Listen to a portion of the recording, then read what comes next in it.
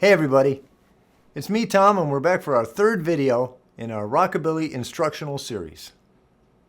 In our first two videos, we talked about how to get a great Rockabilly sound from your setup, and I showed you some common Rockabilly rhythm patterns. Make sure to check those out. In this video, we're going to talk about Rockabilly endings. I'm going to show you the classic Rockabilly ending riff, and some variations so you can make up your own endings. And I'm going to show you some cool chords to end your songs with. As always, we'll include some hot licks at the end to really spice up your solo playing. Now, I want to say that I appreciate all the support my YouTube channel has gotten so far. You guys have been great. And I encourage your participation. So if you have any questions, comments, or suggestions, please drop them in the comment section below. I'll be compiling a lot of these for a future viewer spotlight video. It should be a lot of fun.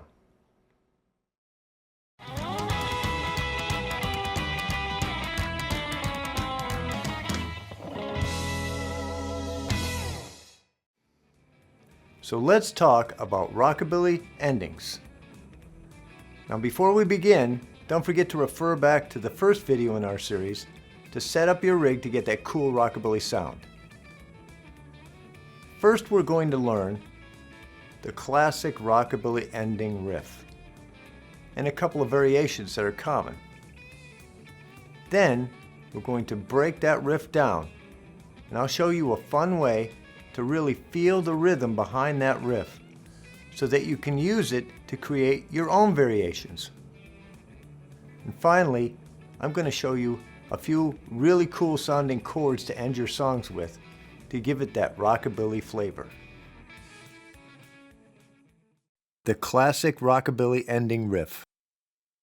This is a simple 2-measure lick with a specific rhythm that ends the song with a bang and can be heard in countless tunes, including songs by important Rockabilly artists like Bill Haley, Carl Perkins, and Elvis Presley. You'll recognize it as soon as you hear it.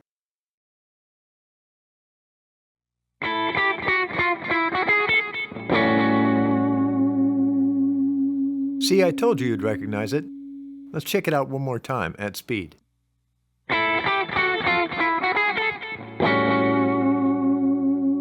Now let's slow it down to see exactly how this is played. Watch the tab.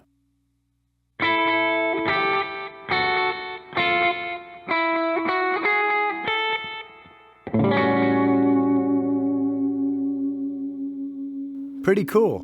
One more time, back to speed.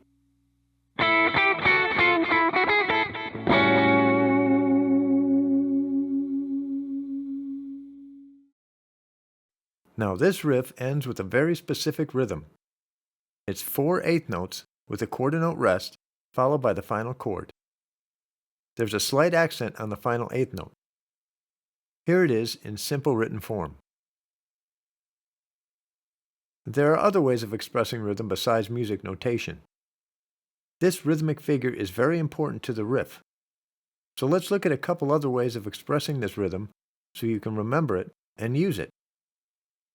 We know that spoken words and phrases have an inherent phonetic rhythm, and music teachers often use familiar words to demonstrate rhythmic figures. I tried to find a few spoken phrases that have the same rhythm as this riff so you can hear it and remember it. Check it out and you'll see what I mean. Cake and ice cream? Or how about coconut shrimp? Here's another one. Nicolas Cage. All of these phrases have the same rhythm as the Rockabilly ending riff. Try it yourself. See if you can come up with your own phrase that matches the rhythm of this riff. If you come up with something cool, put it in the comments below and I'll feature it in a future video. So there it is, the classic Rockabilly ending, along with a goofy little phonetic device we can use to remember the specific rhythm and accent pattern needed to play it correctly. Whether it's cake and ice cream, coconut shrimp, or Nicolas Cage, as long as you remember that goofy little phrase, you should be able to pull this ending off. Now here's the cool thing. If you change the notes but keep the rhythm, it still works. This allows us to create endless variations on the rockabilly ending. Let's check it out.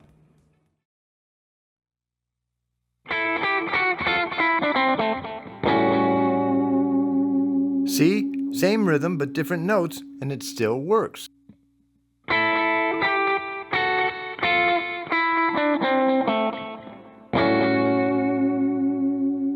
Very cool.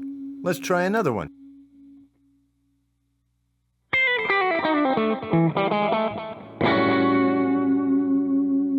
Coconut shrimp is delicious.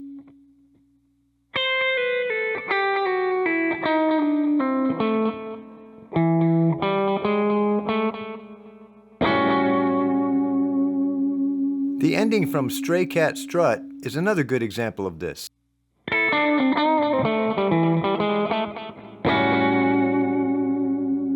Different notes, but the same rhythm.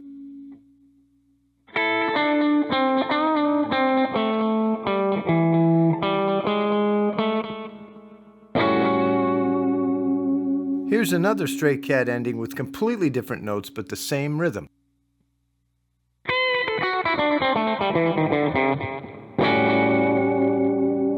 That's right, it's the ending from Rock This Town.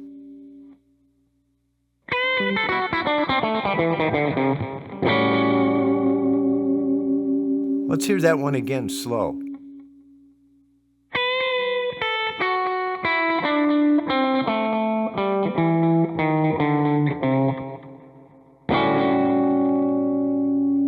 Nicolas Cage would be proud.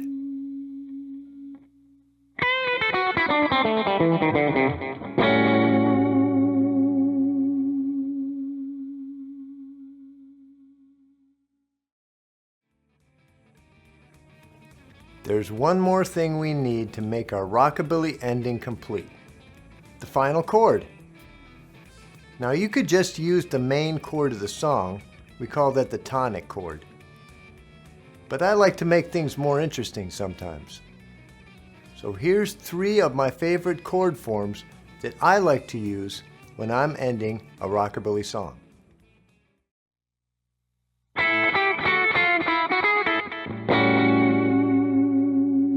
If that sounds familiar, it's because it's the one I've been using all through this video, an A13.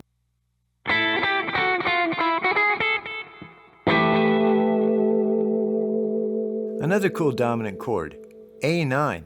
The Beatles use this one a lot.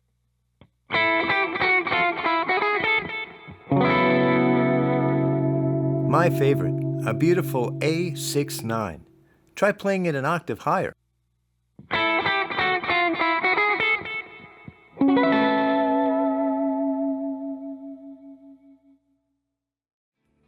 So now that we've learned about rockabilly endings, it's time for some more hot licks to add to our vocabulary and really rev up our solo playing.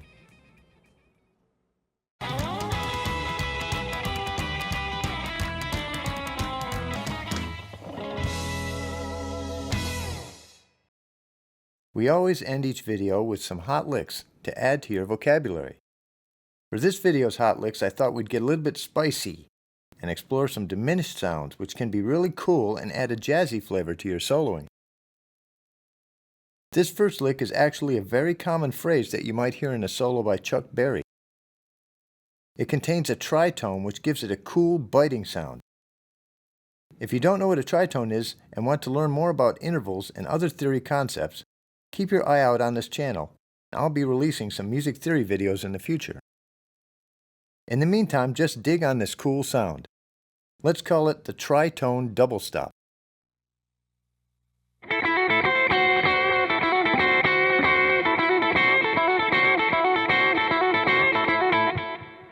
This cool, edgy riff would make a great intro lick to a song.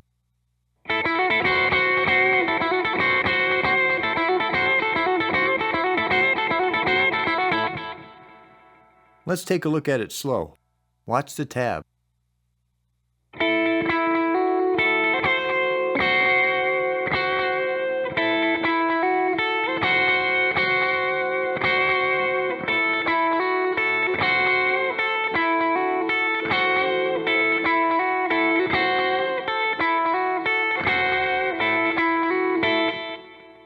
Now one more time at speed.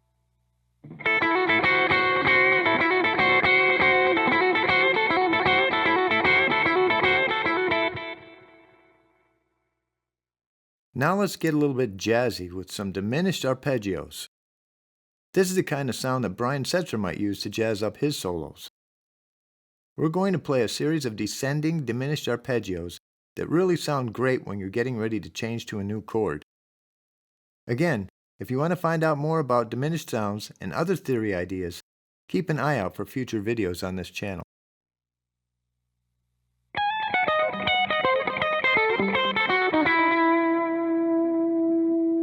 Isn't that a cool sound?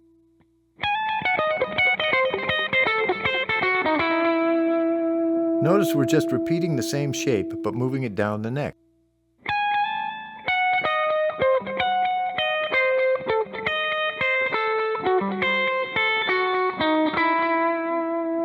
Let's look at that slow one more time. Watch the tab.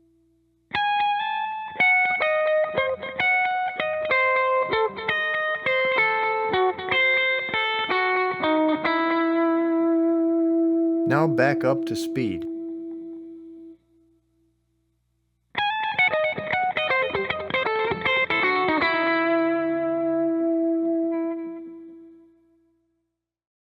This last diminished lick is a real head turner. We're going to take a diminished chord shape and play it descending down the neck to create a laughing sound, which is pretty cool and another great way to transition from one chord to the next.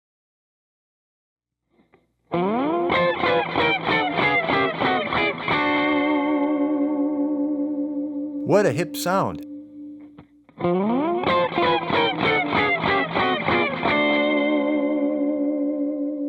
Now let's look at it slow.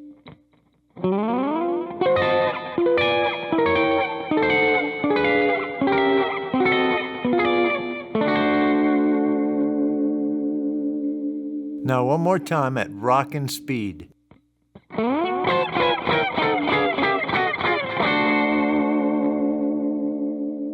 What a cool riff! Thanks a lot for watching. I hope you had some fun with this video.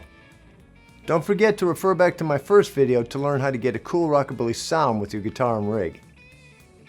If you like what you saw, or have some ideas about rockabilly guitar that you'd like to share, please leave a comment below.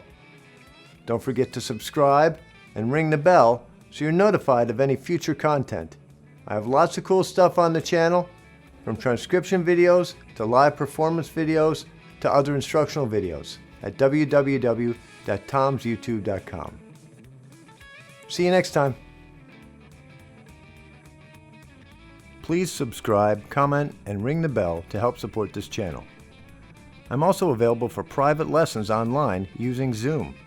If you're interested in one-on-one private instruction, please email me at thomasmein@gmail.com.